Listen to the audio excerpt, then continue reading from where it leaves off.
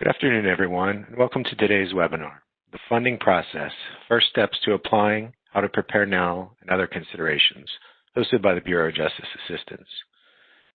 At this time, I would like to introduce today's presenters, Gregory Terrain and Elizabeth Wolf with the Bureau of Justice Assistance, and Stacy Kernison and Lisa Hartman with JustGrants to begin today's webinar.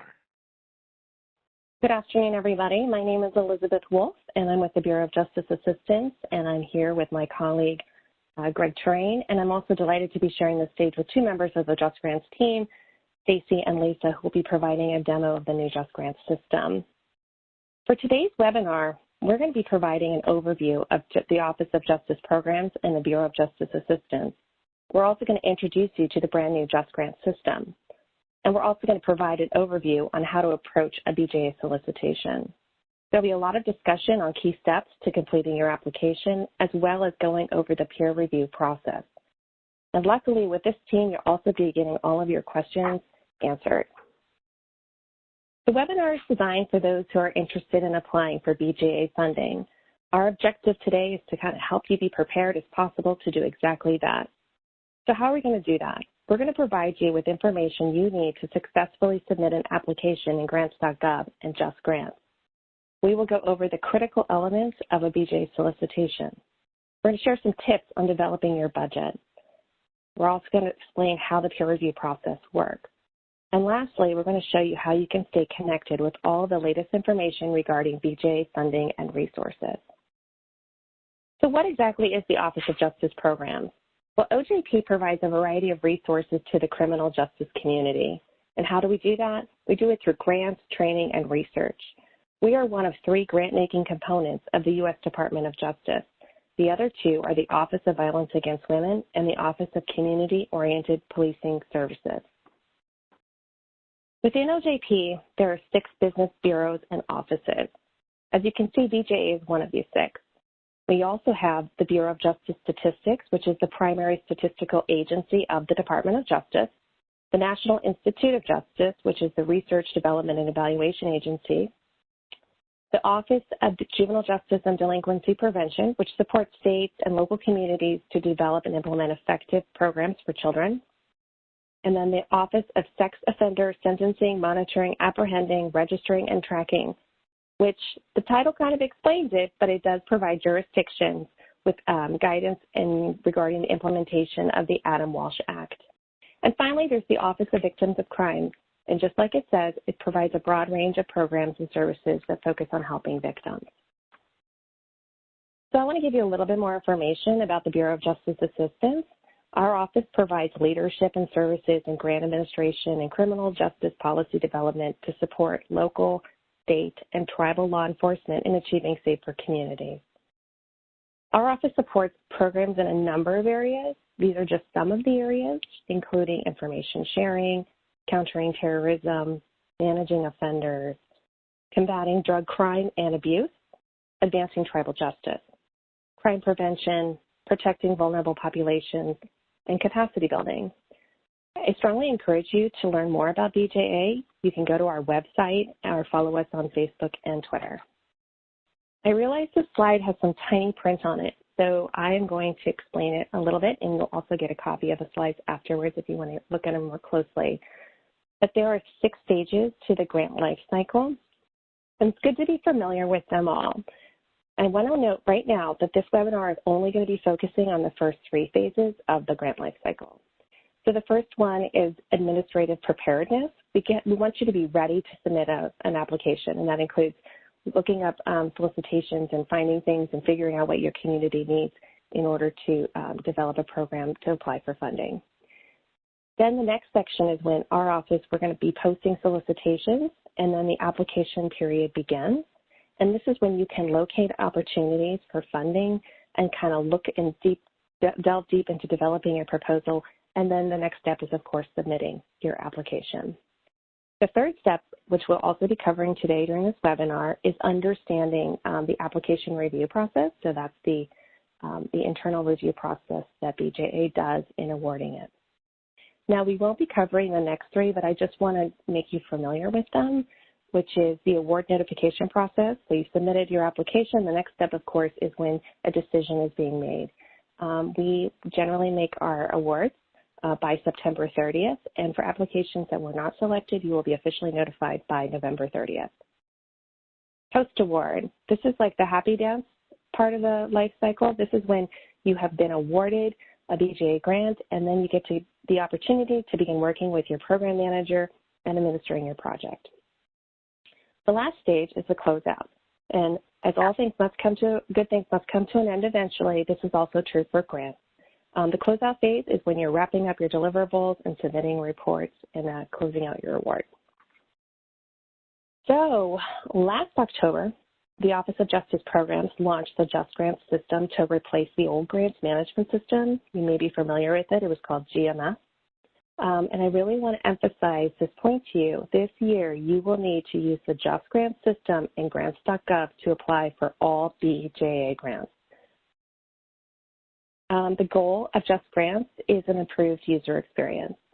It's much more streamlined than it had been in the past, from the moment you receive your award all the way through your closeout. The system allows you to manage users better, so you can figure out where staff should be and how they should have access to the system much more easily than we would have been doing it in the past. And it also integrates the payment systems, which helps make it easier for you to access your funds. Because this is a brand new system, 2 members of the JustGrants team are here to walk you through it, and we'll answer questions at the end of the presentation as well. So with that, what I'm going to do is turn it over to Stacy Kernison and Lisa Hartman, who will be providing a demo of the new JustGrants system. Ladies? Thank you so much. I'm actually going to pass the ball to Lisa so that she can share her screen. So good afternoon, everyone. My name is Stacy Kernison, as stated, and I am a training specialist with the Department of Justice. And also with me today, I have Lisa Hartman, who will be walking us through a few demos. Next slide, please. So the purpose of today's discussion is to learn a little bit more about JustGrants and to address some of the questions that you may have. We want to make sure that you're off to a good start using it and you have the tools that you need to utilize JustGrants. So today we're going to talk a little bit about entity onboarding, application submission, application acceptance, and lastly, where to go for help. Next slide, please. So let's talk a little bit about onboarding. Next slide, please. So here's a roadmap that can help you visualize each of the steps that are needed when you are onboarding. Once the entity administrator invites the users into Diamond, the entity administrator will then assign the roles for those users.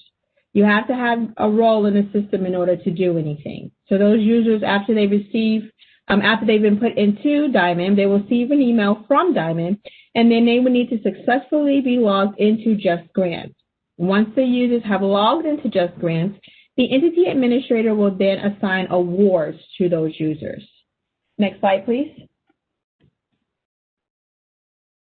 So a little bit about our entity roles. Next slide, please. So as you prepare to transition to JustGrants, you will need to understand the 6 fundamental roles for your users. You will find that the roles in the JustGrants are not a one-to-one match with the roles that you may have had in GMS or NextGen. We have this matrix that we created that will help you understand the scope of the 6 fundamental roles as you determine who should be JustGrants users in your entity and which roles those users should possess. Entities may have multiple JustGrants users. There is no limit. Each user can possess also multiple roles. The entity determines who possesses what roles. You're going to assign users to multiple applications and awards as well. Each user will have one username and password, and we will place the link to this matrix in the chat for you for reference. Next slide, please. So now let's get into a little bit about application submission. Next slide, please. So welcome to the application submission, and this is the beginning of the journey, so let's get started. This part of the grants life cycle involves completing and submitting web-based forms as well as the attachments that are required from the published solicitation. The process of submitting an application in JustGrants begins in Grants.gov. Once you have located a funding opportunity with DOJ, you will submit an SF-424. And if you're applying for funding from the COPS office, you'll submit a supplemental to the SF424. An SFLLL is also submitted in Grants.gov. Aside from the SF424 and the SFLLL, which are completed in Grants.gov, most of your application is entered in JustGrants. Your entity information is populated based upon entries made in the SAM.gov and used in Grants.gov. This is important to know. You will have 2 application submission deadlines, one for the Grants.gov and one for the JustGrants.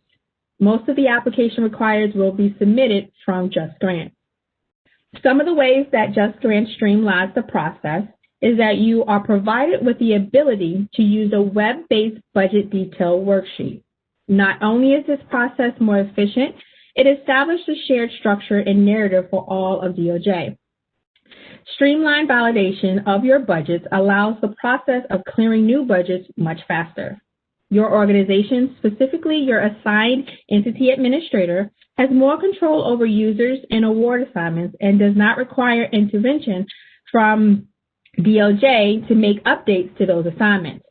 The entity administrator defaults to your organization's eBiz point of contact. But as you saw earlier, as we also have the person that reassigns the responsibilities to other users as needed. Next slide, please. So a user with the application submitter role will be the only person in JustGrants that will be able to submit an application. This role is automatically created when the application is submitted in Grants.gov. The person submitting the information in Grants.gov is assigned to the application in JustGrants. Again, the entity administrator can reassign this role in JustGrants as needed.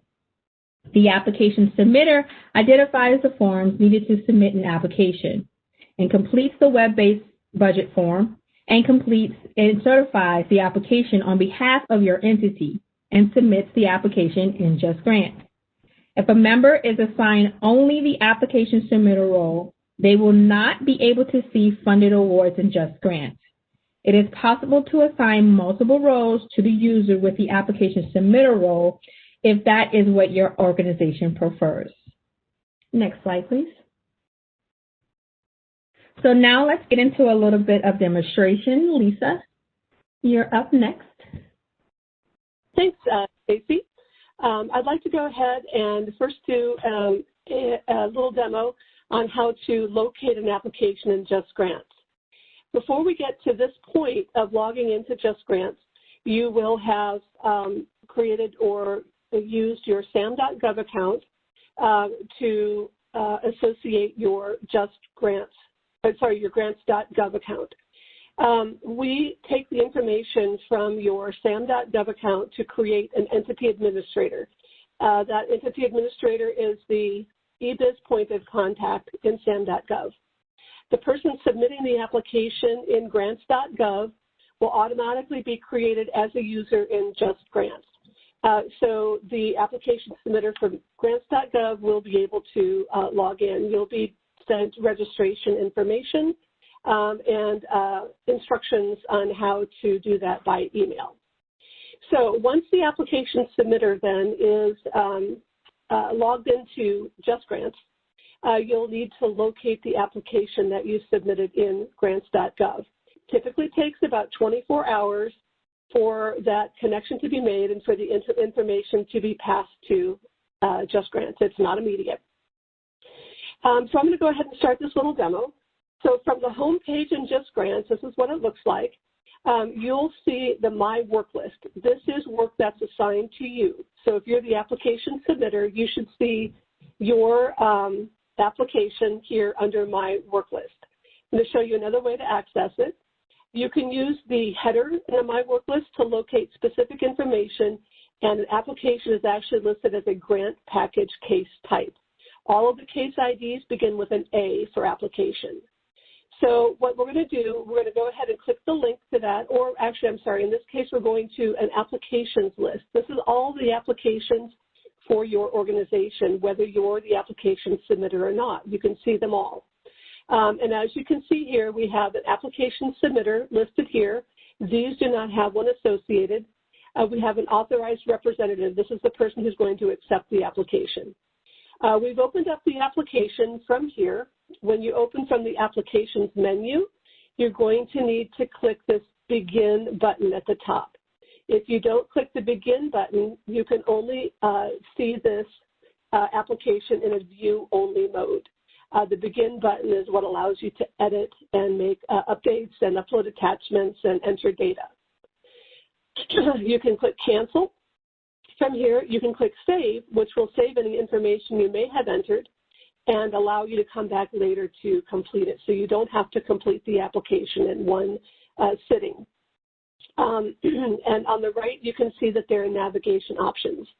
I'd like to take a moment and move to the next demo, which is the process for actually entering application information. So this little demo on submitting the application also will walk you through opening the application, and then we will talk a little bit about the various sections of the application that you'll need to enter. So this is showing my work list and all of the different items that are on here. Most of the things that you're looking at here are actually active awards, funded awards. So this is the application, and on the right-hand side here, you see a list of menu options, and each one of those is a section of the application that you're going to need to review and complete. If you leave something unattended, you will not be able to submit this application. On the main standard applicant information page, there is a section down here called Areas Affected by Project, Cities, Counties, States, etc. And this is where you will enter the zip codes relating to your particular project. You must enter at least one. I'd also like to, while we're waiting for the demo to catch up, I'd like you to note that the menu options here on the right are specific to the solicitation that was for the funding that you're applying to. So different solicitations will have different sections. Each application is going to be a little bit different. So here it's showing you entering the areas affected by the project, and you can add as many zip codes as you need to add. Once you've finished entering these zip codes, we're going to scroll down a little bit in the screen, and there is another section here that you'll want to enter. You want to take a look at the application type. This has come over from Grants.gov, and if you would like to change it or you'd like to update it from the information, you can do that there. Also down here under type of applicant are fields that were entered in Grants.gov, and you can again update those as needed. So all of the fields here that are editable are available for you to update. And again, many of them have been populated from the information you will have entered in Grants.gov. When the next section we're going to review is we're going to confirm the authorized representative. Now, this would be the person who is able to enter into a legal agreement with the Department of Justice. And so you select that person from the list provided. Notice here there are two authorized representatives. That is I'm going to stop this for a moment. That is a qualification for a funding opportunity from the COPS office. BJA will have a single authorized representative associated with their application. All right, we'll continue on. We're going to next verify the legal name and address. This information is pulled through Grants.gov from SAM.gov. And so if there's any information here that is incorrect, you notice that we can't edit anything. You'll need to go back to SAM.gov and update your legal name and address. Typically, when you update something in SAM.gov, it takes about 24 hours to be accessible in JustGrants, but it will pass through. All right, let's continue on. All right, so we verified the legal name and address. And then the next step, typically you're going to need to include a proposal abstract.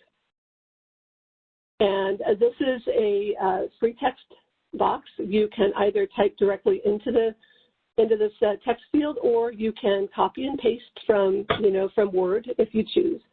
Typically, we'll retain most of the Word formatting, but you can reformat as you see. The proposal narrative can be uploaded, and then you can also enter goals. You would enter a goal statement, objectives, deliverables, and you see where the pluses are. You can add additional objectives or statements as needed. The next step here is to look at the budget and associated documentation. So in this particular application, you see all of the budget categories that will need to be entered. And again, this application will vary. It varies from solicitation to solicitation. Rather than go through in detail how to add all this information, there are text fields, there are add items, you'll need to add what applies to your project. Any field with a red asterisk associated with it is going to be a required field. You will not be able to submit the application until you have completed that field. So you can add and delete items, with these plus and minus options. Here's procurement contracts. There's a section for other costs, a section for indirect costs. There's a budget summary, and that's just going to give you a view of what you've entered so far. And then in the budget and financial attachments, there are various different sections that you can open and attach the appropriate supporting documentation. And again, the requirements for the entries are going to be found in the solicitation. And if you notice up above the right-hand menu, solicitation instructions are here. That's a link that you can use to actually open the solicitation to see specifically what is being requested. The disclosure of lobbying activities should come over from Grants.gov. That would be one of the forms that you submitted when you submitted your request in Grants.gov. There are other additional fields, and again, these all vary from application to application. So what you're seeing here is an example. And then here's the declaration and certification. And there are other fields. There's a certify and submit. When you're finished entering all of the information that you are prepared to enter, and you verified that all of the required fields have been completed and you're comfortable with what you want to do, then you're going to use the certify and submit field to actually submit the final application to BJA. So we can, again, use these little carrots here to open up and view each of the sections. And once you have, then you're going to click the final review and certification of application information, or confirmation. So once you do that, that indicates that you have reviewed and entered all of the information that you need to enter to satisfy the solicitation requirements for this application. So once you've certified, we can scroll down, and at the bottom of the page, we have still a back button where you can go back one section. We have a save button so that you can save and come back later, or submit. And once you submit, this application then will be routed to the Department of Justice for review, and you should hear then more about it once they've finished their review process. So that was kind of a quick walkthrough of all the sections in the application. And perhaps we have just a few moments to take a couple of questions about the application process so far, perhaps about SAM.gov, Grants.gov, and the application process in JustGrants. Yeah. Jen, thank you.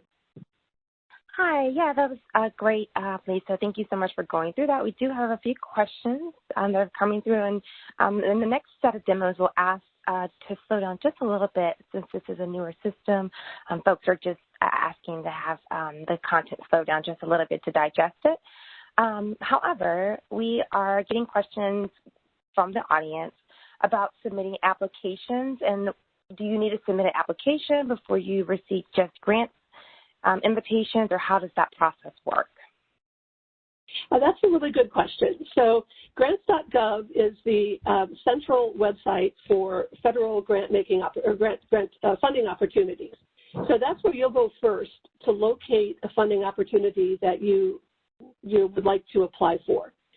So when you apply in Grants.gov, you're going to be required to submit sort of a minimum amount of information. You're going to be required to submit the SF-424, which is sort of a general set of questions, and then an SF-LLL, which is a disclosure of lobbying activities. Those two documents will be submitted in Grants.gov, and that submission in Grants.gov is going to create the JustGrants application that you're going to use to submit all of the rest of your information. So most of the information that you submit is going to be in JustGrants. And Jen, can you remind me again the specific question? Yeah, do I need to submit my application before I proceed to entering in information in JustGrants? Can you talk a little bit about that process? Yes. So submitting the application from Grants.gov submits it to JustGrants. And so yes, and then once you complete all of the information in JustGrants and submit it, you'll submit it twice, once in Grants.gov and once in JustGrants. When you submit the JustGrants information, which is sort of the full application package, then yes, you will, upon funding, then be able to sort of manage your award. But yeah, you do have to submit in Grants.gov in order to submit the full application in JustGrants. I hope that answered. Yeah, that was really helpful. Yeah, we're just getting a lot of questions of why there's a two-step application process, so I think that was helpful.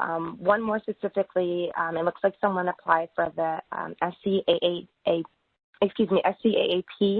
app in Grants.gov. They only completed the SF-425, and they thought that the SF-LLL would be submitted in JustGrants. Do they have this correct, or is that not the correct process?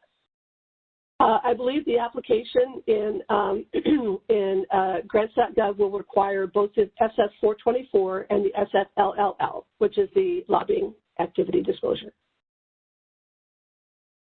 So those, once you submit them in Grants.gov, that information doesn't disappear. It will be carried over from Grants.gov into JustGrants.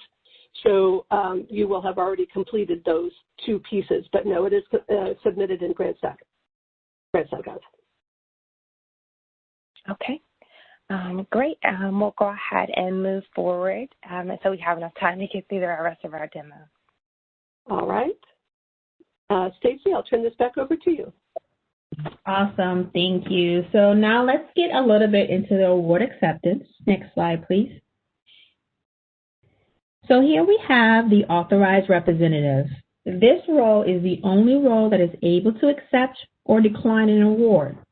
It must be a person in your organization with the authority to enter into a legal agreement on behalf of the entity and bind it to the award terms and conditions. The entity administrator must assign the authorized representative to the award package in order to accept or decline the award. If the award representative changes between the time of the application submission and the award receipt, then the entity administrator will need to update the authorized representative in JustGrants. No grant adjustment is needed. The change will be made to the entity profile and will require the organization administrator to invite the new authorized representative as the signing authority for the organization. Once invited and authenticated, the new information will reflect on the award package detail. Next slide, please. Prior to accepting the award, the entity administrator must assign a financial manager and a grant award administrator to the award. Each authorized rep will receive an electronic notification to sign and accept their award. Once received, the authorized representative will be able to log in and review the award package for acceptance. The system-generated notification email will be saved in the award for the entire life of the award. One new feature in accepting awards is that it is done using an electronic signature. It is no longer necessary to print, sign a PDF, and email the acceptance document. The signature takes place in JustGrants. Next slide, please. So now I'll turn it back over to you, Lisa, for award acceptance demonstration. All right, thank you, Stacey. So once the authorized representative has been notified that there is a funded award, funding available for you to accept, the authorized representative then will log into JustGrants, and they will see that information here on their work list. So each individual in JustGrants has assigned roles. Those roles might be the application submitter, might be the authorized representative. For funded awards, there will be a grant award administrator who will take care of most of the management of the award itself. And then there's also a financial manager who will manage the federal financial reports that are due quarterly to be reported back to BJA. So the authorized representative here will see on their work list a list of tasks that are specifically assigned to them. I'm going to start this little demo here, and I will show you how the authorized representative can use this work list to locate the information that they are looking for. So if there are a number of different awards that you're working with, you can actually use the case type here to look for the accept, decline, award agreement. And that header can be used to filter down to the specific type of case that you want. So notice in this case that there are a couple of statuses here. Pending approval essentially means that this was a new award that has already been requested, has already been accepted or declined, typically accepted, and is now pending approval. The two case statuses that are new are new awards that need to be accepted or declined individually. So I'll continue to move forward, and we'll select the one of these awards, and I'll walk you through the steps of actually accepting that award. Again, this is accepted by the authorized representative. They do have the authority in order to enter into a legal agreement with the Department of Justice. So the award package will appear here in a number of different sections, and each section will need to be reviewed and accepted separately. The first section that you see here is an introduction letter. There should be a notification date here as needed, and the introduction letter should be read through and absorbed. And once ready to approve, there's a little checkbox here down at the bottom of that section, and it says, I have read and understand the information presented in this action of the Federal Award Agreement. So they'll read through it, and we'll check the little box. There we are, and then move on to the next section. The next section is award information, and this is really just view-only information. You want to view the award information to make sure that it is aligns with your expectations. The project information here, project start and end date, solicitation title, application number. We're reading through that as well. And then this is the financial information that comes from the budget that was submitted as part of the application. And again, there's no editing to be done here, but it has to be read and accepted. The award conditions are attached to the award. These conditions should not be a surprise. They are visible in the solicitation. So this is just a verification, and they should all be read through. They're agreed to as a single section rather than agreeing to every single condition. You must agree to all of them as a group in order to be able to accept this award. So as you can see, this can be lengthy, takes a little time, and they are, sort of legally binding conditions of the award.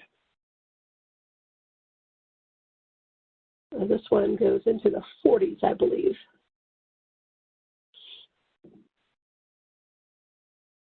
So again, once we have reviewed all of the award conditions,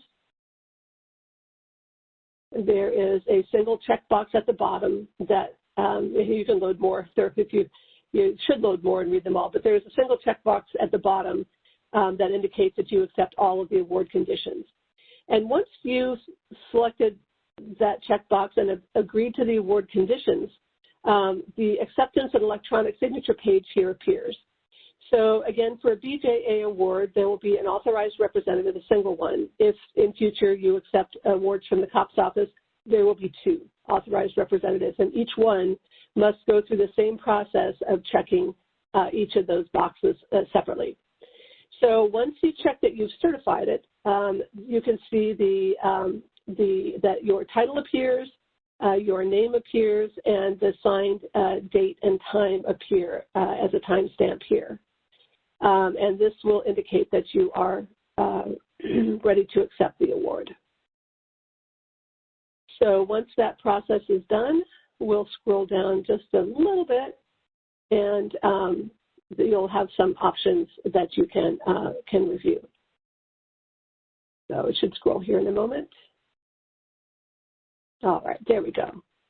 So at the bottom, you see you have options. You can cancel, and that will remove any checks you may have made in boxes and will set you back to exactly what it looked like when you logged in. You can decline the award if you choose, although you would not have certified any of that. But you can decline the award, and you'll need to provide a justification. And if you choose to attach some supporting documentation, you can do that there. But what we're going to do right now is accept the award. And once you do, then it will then go ahead and route pending account creation. So the system will take a moment to then go ahead and create the account. And there are sort of a number of other items that you'll need to do in order, once you've accepted the award, in order to be able to edit and move forward with the award. At this point, the authorized representative will follow additional steps to assign a financial manager and a grant award administrator, and those we have instructions for all of that when you get to the point where you're ready to do that. All right. Do we have time, Jennifer, to take a few questions? Yeah, I think we have a few moments that we can take a few questions. Let's look through and see. We're getting quite a few questions that are coming in, but I want to make sure that they're relevant to the topic that we just covered. Okay. Let's see. While Jennifer's looking for questions, we will take questions on all of the material at the end of the presentation. So we will take additional questions towards the end. All right. So how soon after a Grants.gov submission is, question just dropped down. Will the application be available in JustGrants? So that's a good question. So once you submit the application in Grants.gov, it typically takes about 24 hours to make its way over to JustGrants. So it's not an immediate thing. I would wait until the following day to try and look for it in JustGrants. And typically, once you submit in Grants.gov, you'll get emails from JustGrants notifying you, how to log in to JustGrants and, and how to access that application. So I would wait for those emails to appear. But it should be 24 hours, give or take. Okay, great. Alrighty, I'm just trying to see questions that are relevant to this section. That's it for now. We'll go ahead and move forward till we get to the Q&A section. All right, thanks so much, Jen. Stacy, I think, would you like to take it from here? Thank you, I sure will. So we'll go into a little bit about where to go for help if you have any questions or are needing some assistance as you begin to use the system. So next slide, please. So here are a few tools to ensure you smoothly transition into JustGrants. Make sure you're checking your emails for updates and information on getting started for this transition. If you're not getting the emails, if you go to the link that's on the bottom of this page on the screen you see here and click on the News and Update section, this will bring you to a place where you can sign up for email updates. The link that you see on the bottom of the screen also brings you to everything that you see here on the slide. You have a checklist where you can check off and make sure you've completed all the tasks that are needed to log in and get started with JustGrants. You have training videos that you can watch at any time about each step of the process to going through JustGrants. We have frequently asked questions, and these are also broken out into different sections based upon the topic that you are looking for. We also have user support and additional resources as well. Next slide, please. So since we've created a wealth of information at your fingertips, we ask that you review the training materials and the self-service support options. Start by trying to help yourself as a user by reviewing the training materials. Then look at the self-service support options. Then you can need to bring whatever you have that you still can't get answered to the JustGrants support scene. So we have the self-support link here. Again, that's the same link that was on the previous slide that has all of the information that you need to get started using JustGrants. Next slide, please. If you are unable to figure out how to use the system or something's not working that says it should be working, we ask that you reach out to our technical support at justgrants.support@usdoj.gov or 833-872-5175. You can also reach out to them on the weekends and holidays if needed, and they are open from a wide range of time during the week from 5 a.m. to 9 p.m. Next slide, please. In order to make sure that the help desk can help you, we ask that you have as much information as possible when you reach out to them. Some of those things that will be very helpful to the support team is a clear statement of your issues, if you have your DUNS and or active award number. If you can also get a screenshot of your entity profile that contains your entity information, the roles that are used in JustGrants. If you can screenshot or video screen your problem or issue that you're having into JustGrants, that'll also be helpful.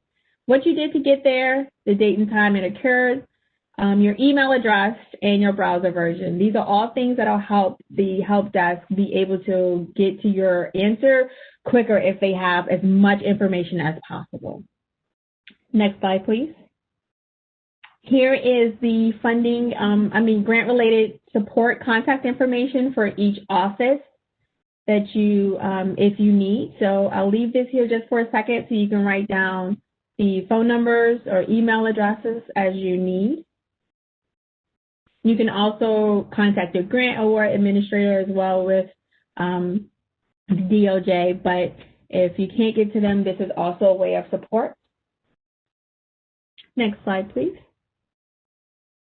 The Automated Standard Application for Payment, or ASAP, is now available for enrolled DOJ award recipients to request their funds. Your organization's eBiz point of contact should have received an ASAP enrollment email invitation and completed the ASAP enrollment. If you have not received your ASAP enrollment email invitation or need assistance in completing the ASAP enrollment, we ask that you contact ask.ocfo@usdoj.gov. And please note that all DOJ-related ASAP accounts will be suspended for the last 3 business days of every month for reconciliation. Next slide, please. So we encourage you to check out our FAQ documents on all of the topics that we have on that link that's on the bottom of the screen right now, the justisgrant.usdoj.gov. Each of these documents help you have a wealth of information that can help you as you go through your transition into JustGrants. And so we encourage you to reach out to JustGrants training team when you need it. And please utilize the JustGrants support email for any questions you may have along the way. So I believe that is the end of our section. So who do we need to pass the ball back to? You pass to Greg. So hello everyone, this is Gregory Duran. I'm a policy advisor at BJA. I'm just trying to get up to my slides right now. So I'll be talking about understanding solicitation, organizing your application, and going over tips for the budget. So step 1, when you're applying for a BJA grant, first thing you want to do is make sure you're eligible for the application. So we've had a number of years, several times, where we have applicants that apply but don't meet eligibility requirements, and when they submit the application doesn't move forward just because they weren't eligible. So again, on the first page of the solicitation, make sure you go through and read through the eligibility requirement to ensure that you're eligible. If you aren't eligible entity to be able to apply, one of the things you may want to do, doesn't mean that you can't be a part of the application. You can also serve as a sub-awardee under the application, but at the same time, it has to be that you have an eligible entity within your state or your local jurisdiction or county that's applying that you may be able to attach to serve as a partner with that eligible applicant. Step 2, you want to make sure you have enough time to develop your application. Remember that there's 2 due dates or deadlines within this solicitation or with BJ solicitation, one being the Grants.gov deadline as well as the JustGrants deadline. You want to take into account the required time to register, preparing your application, and gathering all the attachments to submit your application. Remember, the beginning stages of applying for funding, to make sure you have your DUNS number, you're acquiring or maintaining your registration with SAMS, which is the system for award management, and you're registered with Grants.gov as well as JustGrants. And that process can take between 10 to 14 business days. So you definitely want to make sure you're give yourself enough time to be able to apply. Step 3, read through the program-specific sections to understand how funds may be used. So looking up to the right, we have within those sections different categories of funding. You want to read through those to ensure that when you're looking to apply, that you could apply for, or you're requesting to use BJA funds for different strategies or different things that are indicated within the solicitation that you can use the funding for. And then again, you want to just step 4, read through the rest of the application in its entirety, get a highlighter, go through that application or that solicitation to make sure you're addressing everything that may be critical to you in terms of understanding what's allowable use of funds, or as well as what you have a better understanding of what you're applying for within the solicitation. Step 5, you want to determine whether your agency has the capacity to apply for the funding. So when you go through, again, through the categories, you're looking to see, you're looking to determine whether your current entity could actually do what's actually listed in the solicitation. If you aren't able to do some of the things that's indicated in the solicitation, the best thing would do to begin to look at what are other resources within your community, what other partners you can bring to the table that could address those gaps in services that you may not be able to provide within that application. The strongest applications we do receive at BJA are those that have strong partnerships within their applications.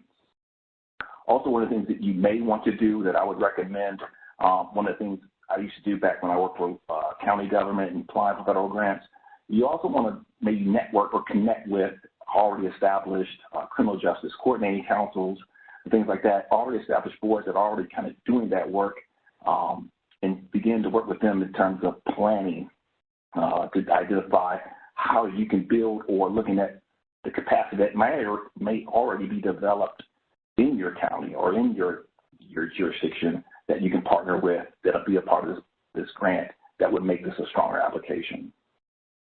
Step one, in terms of planning and organizing, you want to read the application a second time, develop a timeline, checklist yourself. You want to think about the steps needed to register, develop a letter of support, again, inviting parties to the table. So you want to really look at, when you look at the solicitation, at the end of the solicitation within the appendix, there's a checklist. But you want to develop your own checklist and timeline and identifying partners to be a part of that solicitation or part of writing that grant. Try to identify everything that's needed to have a successful application and make sure that you go through that checklist and mark everything off once, twice, and 3 times to make sure you cover everything within the solicitation. Step 2, read the review criteria. So this is extremely important.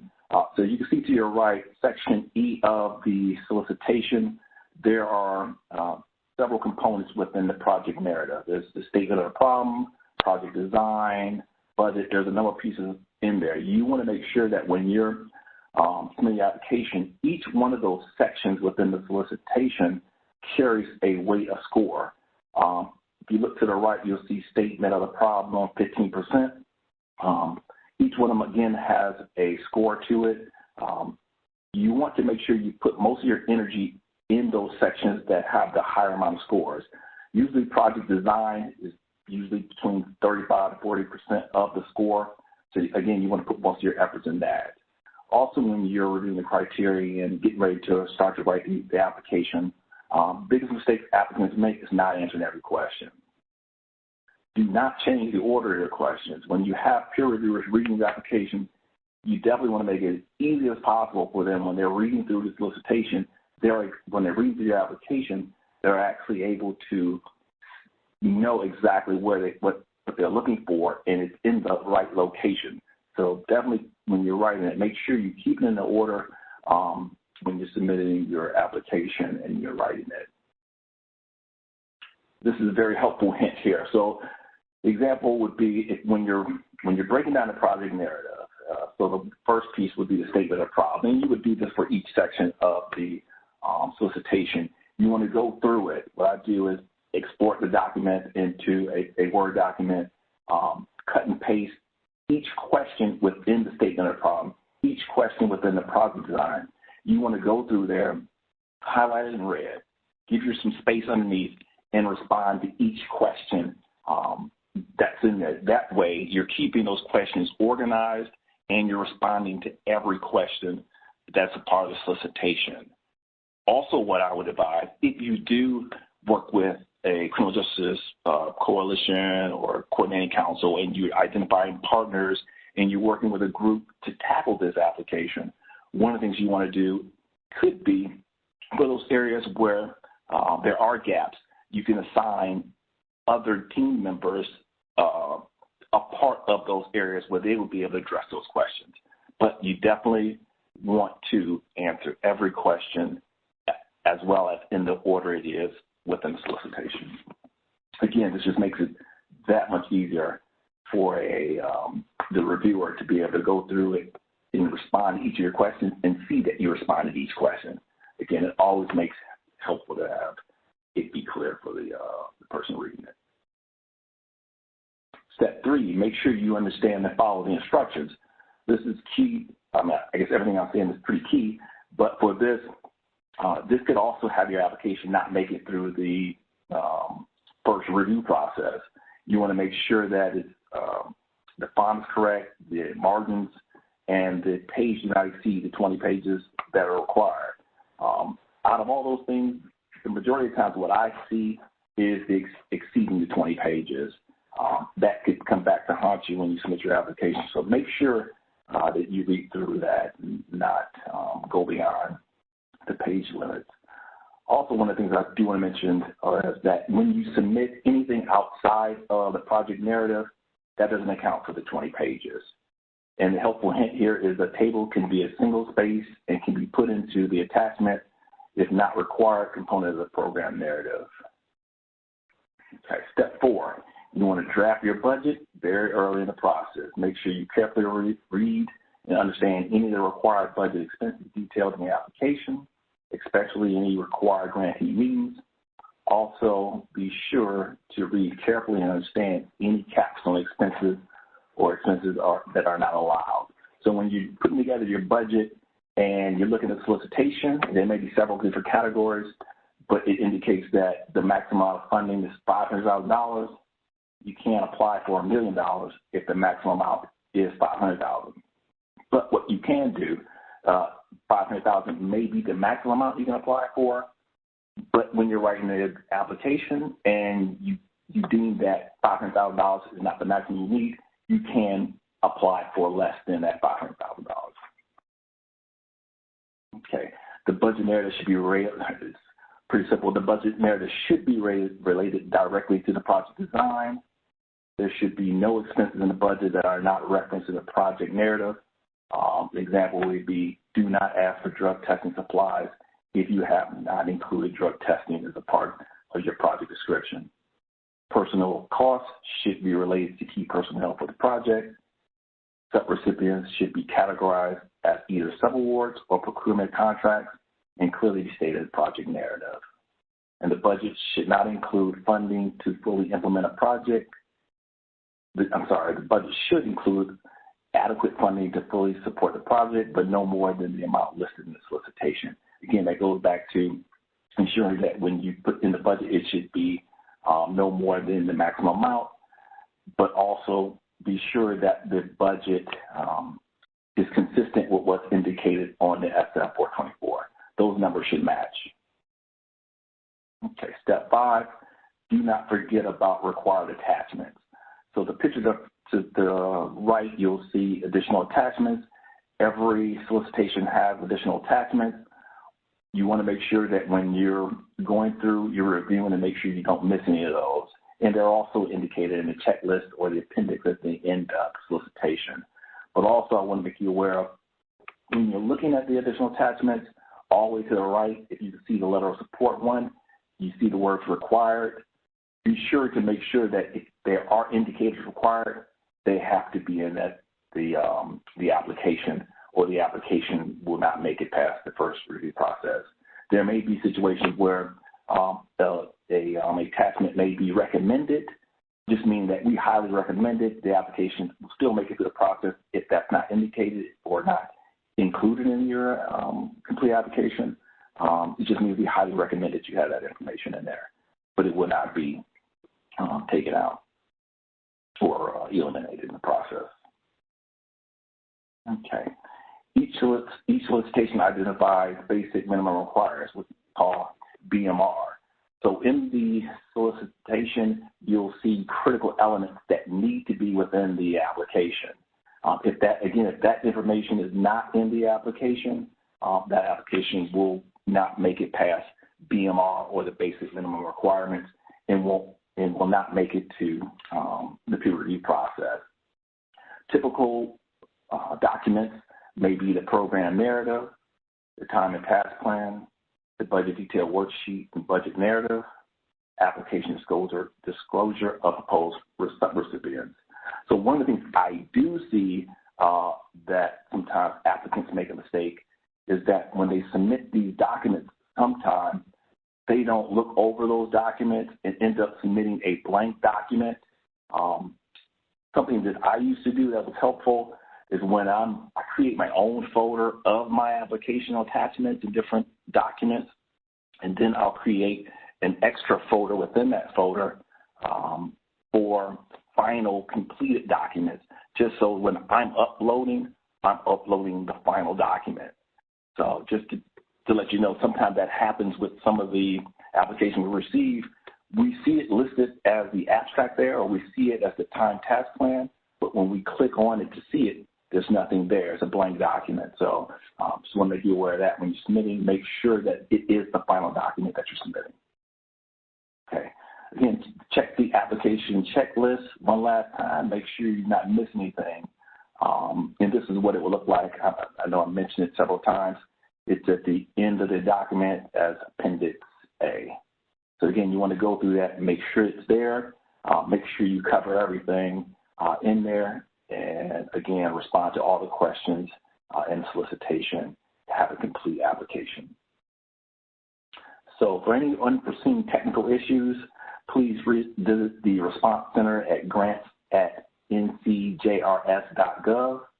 And for more information on technical issues, there's a link here to the 2020 OJP Grant Application Resource Guide.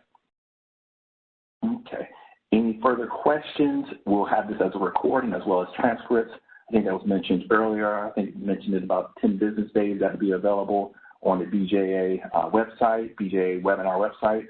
And review the solicitations for any frequently asked questions on the BJA website. You can contact Grants.gov or JustGrants, also the Resource Response Center.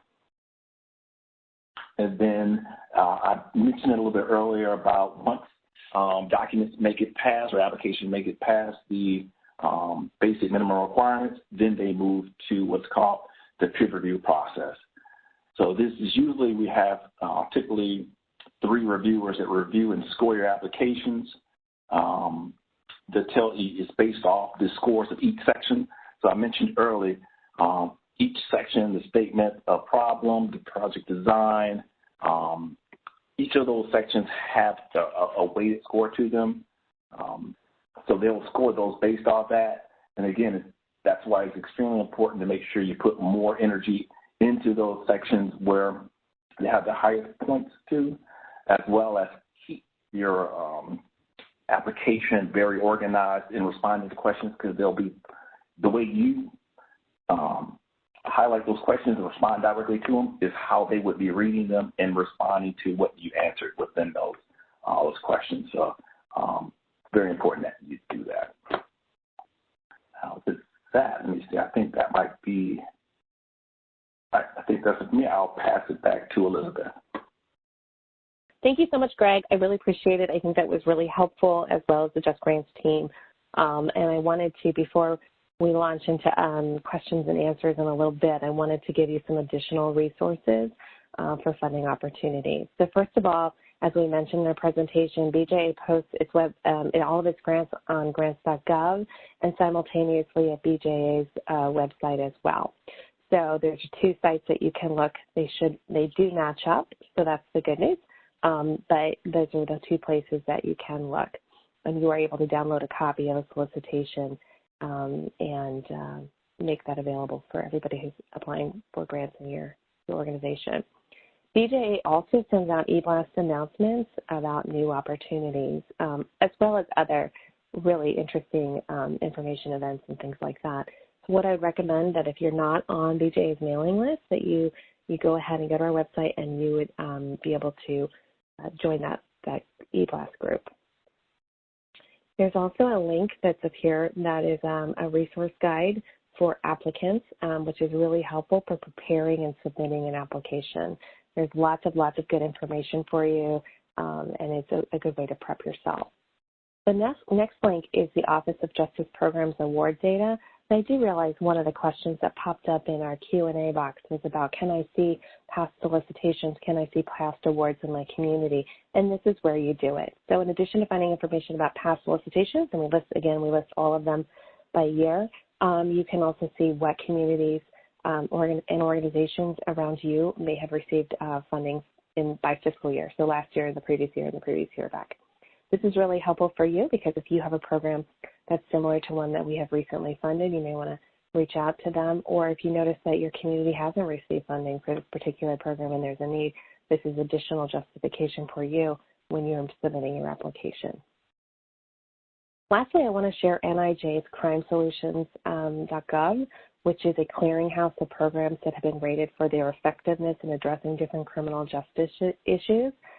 I'd like you to think about it in a different way as an idea generator. It's also a place for you to go to get some ideas on building a program, or maybe putting pieces of it together in a more structured way. You can get some ideas and steal from them because, again, we have gone through them and rated them as being effective. So this will give you some examples of what other jurisdictions have done and that have been effective for them. And then finally, this is one more slide for me, which was, and then we'll be moving on to questions and answers and other information. But every year, the Department of Justice releases something called the program plan. And the plan provides summary details on funding opportunities that DOJ is expecting to release. So we encourage you to go check it out, as well as the OJP Funding Resource Center. I think this is slightly switched up. So with that, I'm going to go ahead and turn it over to Mary Jo, who will help us through the last portion of the webinar. Thank you very much, Elizabeth. I appreciate that. And I did notice that the program plan slide is at the end, so I will make sure I show that. I'm ready for it. It's at the very end. So, and if you could just pass the ball to me, that would be great. So while I am waiting for Elizabeth to do that, I'm going to go over a couple more slides, and then I promise we will open it up and we will start reading out some of those questions that you all have submitted, because there are quite a few, and I know many are being answered, but I want everybody else to have the benefit to hear. Having a little problem. I have a slow connection on my end, so I'm going to try one more time. I'm going to ask Tammy to see if she has any better luck. Elizabeth has already mentioned that BJA does have a newsletter that goes out and that you should sign up to receive that. You can also do that by texting the text to subscribe feature. You'll send your text message to OJP at 468-311, insert your email address, and you'll be signed up to receive the BJA newsletter. Just please note that message and data rates may apply. BJA also has a presence on social media, and we invite you to follow them on Facebook and Twitter. Their URLs are listed on the slide here. BJA will announce new funding opportunities, not only in that email that we had mentioned, but they will also post things on Facebook as well as Twitter. And then there is also an RSS feed. Again, as a reminder, you can visit the BJA website for all funding opportunities that are listed there. And if you actually go to the event tab on the BJA website and you click on that, there is a link for funding webinars. So if you're interested in other funding webinars, you can find that information there, as well as receiving it in emails that are sent out through BJA. And their website is www.bja.ojp.gov. We have a lot of questions today, so if we're not able to get to all your questions, anything that is related to grants or JustGrants, you can go ahead and submit those to the JustGrants help, and I will flip back to that slide in a few minutes. Any questions related to a solicitation in general? If you're having questions about eligibility and that type of thing, you can send those questions to the National Criminal Justice Reference Center's Response Center. They are available at Grants and chat that is available, and a toll-free number. Their toll-free number is 800-851-3420. And for those that are hearing impaired, you can dial 301-240-3610. They are open 10 a.m. till 6 p.m. Eastern Time, Monday through Friday. They are closed on the weekends and most federal holidays. And they are open later on the date a solicitation may close. They also have a funding newsletter that comes out every Friday, and you can go to the NCGRS website and subscribe to that. that newsletter will cover not only funding opportunities and webinars available from BJA, but as well as other agencies within the Office of Justice Program, so the Office of Juvenile Justice and Delinquency Prevention, the National Institute of Justice, and so forth. As Elizabeth had mentioned earlier, if you want to get an overview of the funding opportunities within the Office of Justice Programs, you can refer to the Department of Justice Program Plan, and the URL is listed here. It's rather long, so I'm not going to read it out, but it is a good way to see what is coming out from the agency. The JustGrants contact information, and then I'll randomly flip around to those other two slides with the BJA and NCGRS information. Okay. So Lisa, sorry. That's okay. Hi, this is Jennifer. It looks like we have quite a few questions, and like I said, we'll try to get through as many of these as we can. Thank you all for submitting your questions. So first question up, what's the difference between Grants.gov and JustGrants? And Lisa, would you like to take that one, or Stacy? You may be on mute. Yeah, I can take that one. Grants.gov is a central website that that provides access for a number of different federal agencies' funding opportunities. So on Grants.gov, you'll find fundings for DOJ and BJA, you know, in that group, but you'll also find funding opportunities from other federal agencies. So it's part of sort of a movement by the government to centralize information for multiple agencies. So that's where you'll find the opportunity. Once you find the opportunity that you want to apply for Department of Justice, we use JustGrants. So once you've applied in Grants.gov, it will then make its way over to the Department of Justice, and we will capture that in JustGrants. JustGrants is more than just an application software. JustGrants is where when you receive funding, you will manage, you know, all of the aspects of the award. So that's really the difference. One is just sort of searching for funding opportunities and determining which one you want to apply for. The actual application and management of the funded award happen in JustGrants. Great. All right, the next question is around accepting your grant. Is there a way to delegate a person to accept grants on JustGrants for our entity with approval from our authorized representative?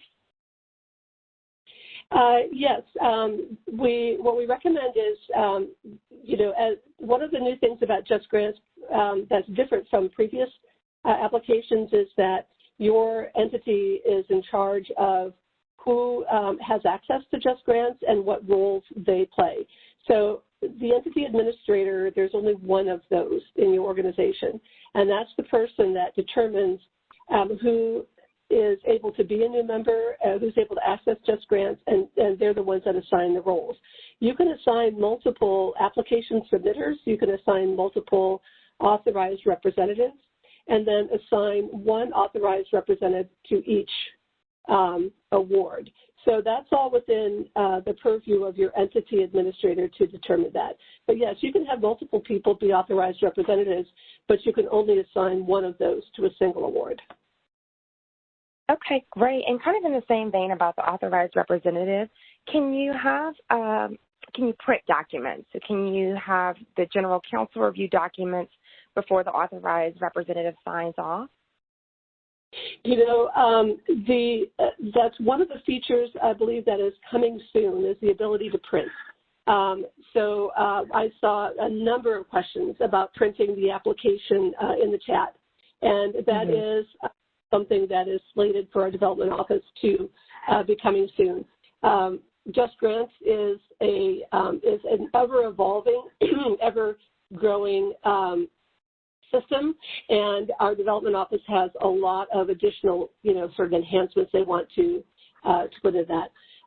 So right now, the only option that we have is really kind of a print screen option, and then any additional documentation that you've uploaded, of course, can be printed from its sort of, you know, native application, Word or Excel or whatever.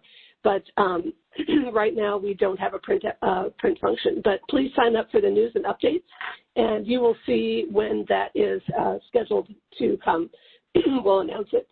Excuse me, we'll announce it there. Okay, great. Does the eBiz POC say that the authorized rep has authorization to authorize an application submitted before they can access JustGrants, or how does that process go? How does that happen? When the person that submits the application from Grants.gov will automatically be assigned as the application submitter in JustGrants. So I think the assumption is that if you're the person submitting the application in Grants.gov, then you're going to catch it in JustGrants and continue the process there. The entity administrator is automatically assigned with any new JustGrants account, and that person will always be automatically the SAM.gov eBiz POC. Now, that's the person who's then going to be able to add additional users in JustGrants, add additional roles. If they choose not to be the entity administrator, as long as they add one person who will be, they can transfer their responsibilities in JustGrants to that other person. But that person has to actually capture the very first, has the responsibility for assigning the first few members and assigning roles. So yes, there can be multiple application submitters, and the entity administrator is the person who would set that up. Okay, great. Let's see here. Is there a monetary limit to the amount of grants? And if so, how do you find the limit for your agency? Yeah, this is great. I'm not sure I understand that question.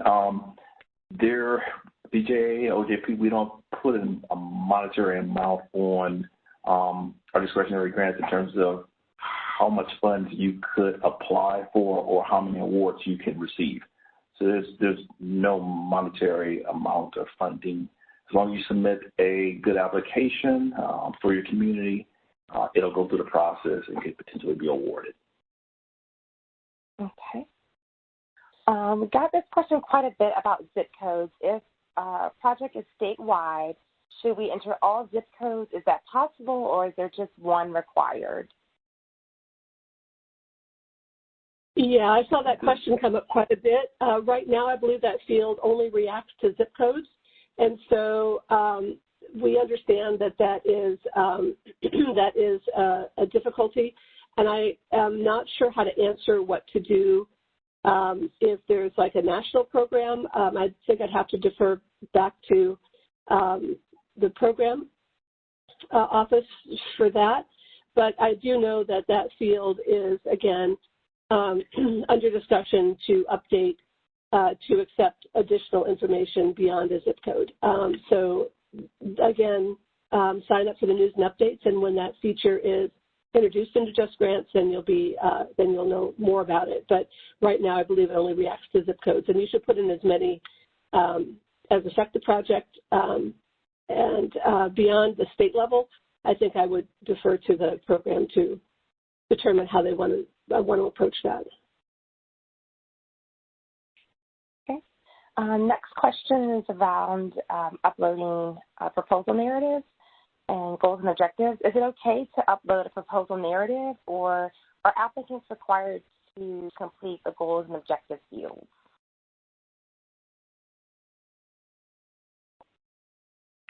Yeah, this is Greg. If in the solicitation, if it indicates that you need to provide goals and objectives, then you would need to follow what's indicated in the solicitation to make sure you have a successful award.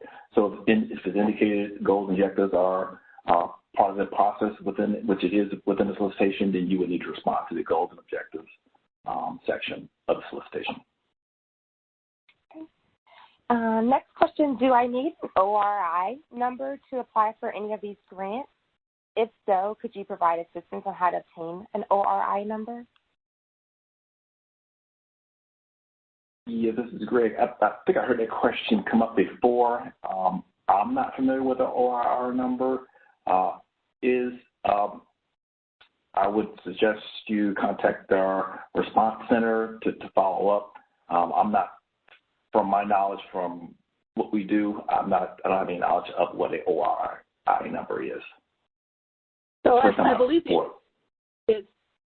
the ORI number is a sort of a field that was used by the COPS office only, and they're so you do not need an ORI number for a BJA award, I believe.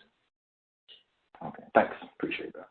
You're welcome. Mm-hmm. Okay.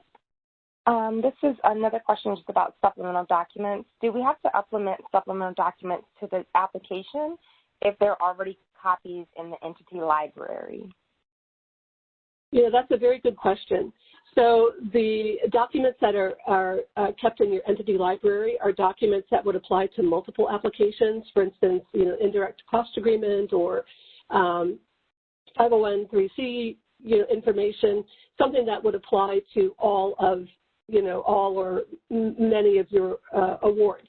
The fact that they're stored in the entity library is to make things easier for you to maintain version control over those documents, but it does not, they're not pulled into any award automatically. You would have to go and link them. So no, just being in the entity library does not automatically attach it to an application. You'll have to attach it.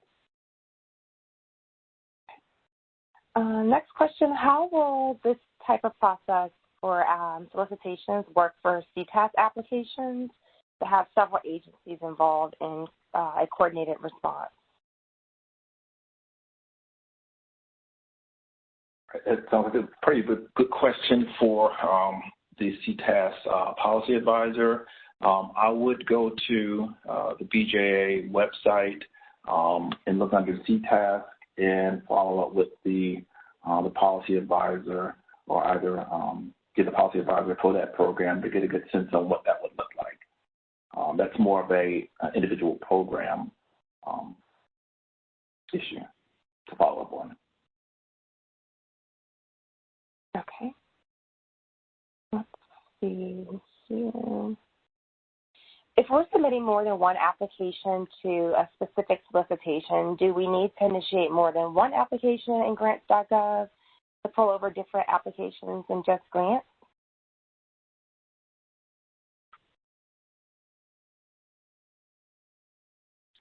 Yeah, this is Greg. So if you're submitting an application, you're submitting two separate applications, you would need to submit two separate applications within Grants.gov. So you would have to submit two different ones. You couldn't submit both within the same application. Okay.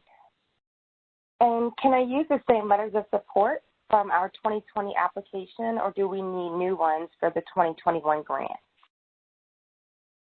Yeah, I would recommend if you're looking for a new grant, then you would update your letters of support to have the most updated date. Okay.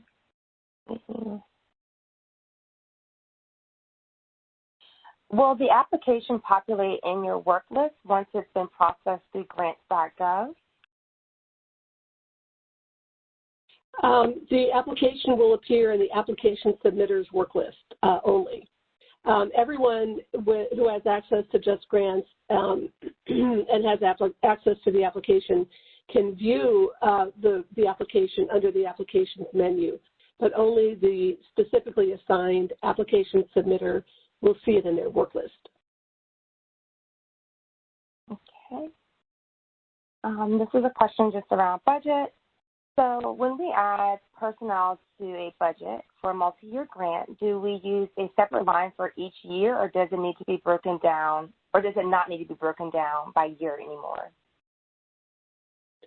So in JustGrants, there's an opportunity to enter multiple years in the budget detail worksheet, and there's an opportunity to copy, for instance, 1 year to the next. So if the personnel are going to essentially remain the same, you will have the opportunity to copy one year to the next and make, sort of tweak adjustments for each year as needed.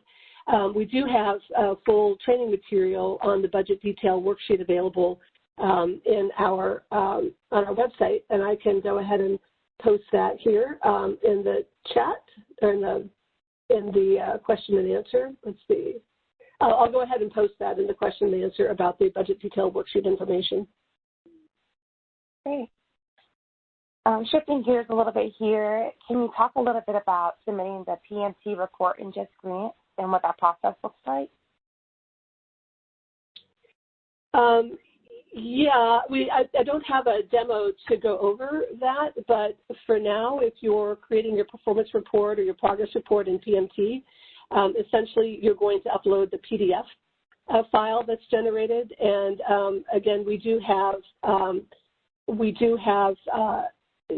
e-learning videos that show you how to do that on our training site. Maybe Stacy or Jen, if you have the opportunity to go ahead and post that training website again.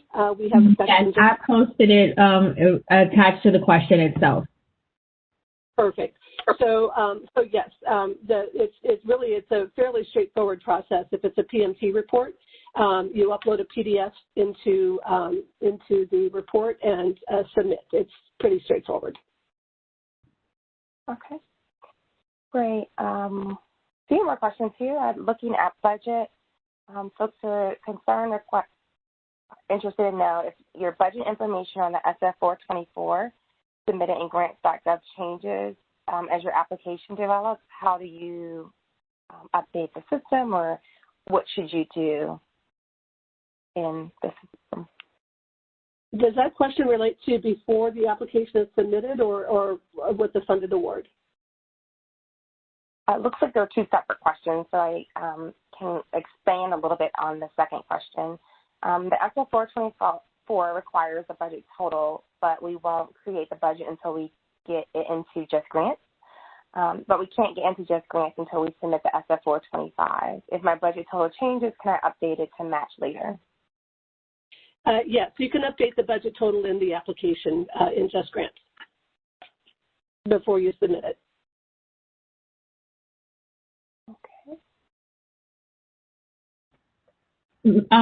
Jennifer, we had a question that was asked. They said they had not received their invitation to submit an application from JustGrants, and the deadline is tomorrow.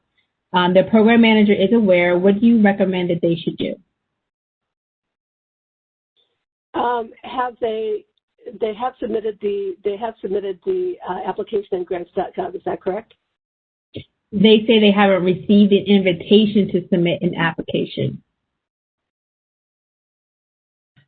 We need to come back to that one. Like we can find out more information, maybe get back to them. Yeah, I think we need to find out more information.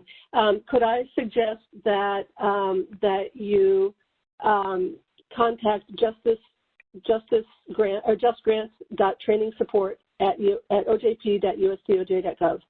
So I think that email address is on our slides, and I think it's been posted. But if you can send that to the training inbox, we'll check that right after the session, and we'll need to ask more questions about that. Let's see here. There was a question about how much does this process cost, so I wanted to just share that with the group. If others have that question, is there a cost to submitting to any of these grants? Oh, I can answer that. Grants.gov is a free website, and I think I would send it back to Greg to answer if there are any costs associated with the grant. Yeah, that's great. There are only costs that may be associated with the submitted application if you're maybe hiring a grant writer or something like that, or any other internal things that you need to do to apply for the award. But just applying, you could, there's no cost that I'm aware of that you have to pay in order to submit an application. Okay. And another question, will there be any flexibility or consideration given for the application submissions affected by JustGrants technical difficulties? And if so, how do we communicate these?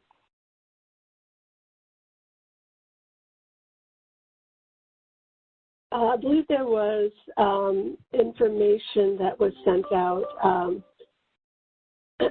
earlier this week. I don't have it at the top of my head, I'm afraid, but I believe that there is some consideration given if the holdup has to do with JustGrants. But I think that's highly qualified response.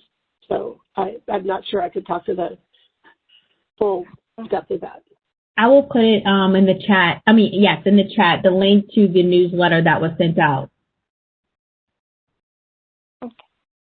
Could you also talk about closeouts and where to find resources about closing out a grant award? And we've also posted it in the chat, but I just wanted to read it to the larger group in case others were interested. To address just the JustGrants process, we do have closeout documentation, step-by-step how to close out in JustGrants, both an e-learning video and in a step-by-step job aid reference guide on our training website. As far as beyond the process, I would defer that back to Greg. Yep, this is Greg. So if you obviously have your award and you're looking to close it out, you would connect with your point of contact, your grant manager, in terms of what will be the process for closing your grant out. Okay, great. I think those are all of our questions for that we have in the Q&A that we haven't addressed. Stacy, do you see any others that may have populated that we haven't addressed? No, I do believe that was the majority of the questions. If there are any that we missed because they kind of come in kind of fast, we can gather those together and have answers that can be written out. Hold on, one question. One question is, if we are submitting more than one application to a specific solicitation, do we have to initiate more than one application in Grants.gov to pull over different applications in JustGrants? Yeah, this is Greg. I think I responded to that a little bit earlier. So if you're submitting, you can really submit one application to one solicitation. You would need to do that. If you're looking to apply for within another solicitation, then you would need to submit a separate application. And also be aware that certain solicitations have different categories. So if you're applying, so if a solicitation has category 1, 2, and 3, you would also need to have separate applications for, it depends on the solicitation. So it really depends on, you would have to read the information within the solicitation for certain applications that have different categories to be more specific. So that's more application or solicitation specific. But normally when you submit an application, if you're looking to apply for another solicitation, you would have to complete another application. That makes sense. And we have one more other question. Not 100% more what this is referring to, but I think it's towards an applicant. What are the restrictions for international students? Yeah, this is Greg. I have to say I don't think I have a response for that. I don't know if there's any language in our solicitation or applying that I would have to look into that. I wouldn't know right now to respond to that. Okay. One of the questions, their organization has a sub-grantee on a 2017 grant for 3 years. Does this disqualify us from applying?